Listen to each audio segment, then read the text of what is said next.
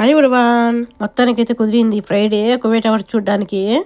Kuwait hours చూడాలనుకుంటే ఉదయం 8 నుంచి నైట్ 11 దాకా ఉంటుంది.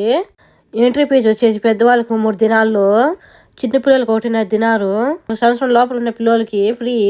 మొత్తం టికెట్ తీసుకుని ఎంట్రీ అయ్యాము. మీరైతే చూడొచ్చు, కువైట్ సిటీ మొత్తం అంతా కనిపిస్తుంది. ఒక పక్క సముద్రం చాలా థ్రిల్లింగ్ అయితే కనిపిస్తుంది. టవర్స్కి వెళ్ళే ముందు ఏమైనా తినేసి వెళ్ళండి. ఎందుకు ఇలా అంటున్నానంటే, ఈ టవర్లో ప్రతి వస్తువు చాలా కాస్ట్లీగా ఉంది.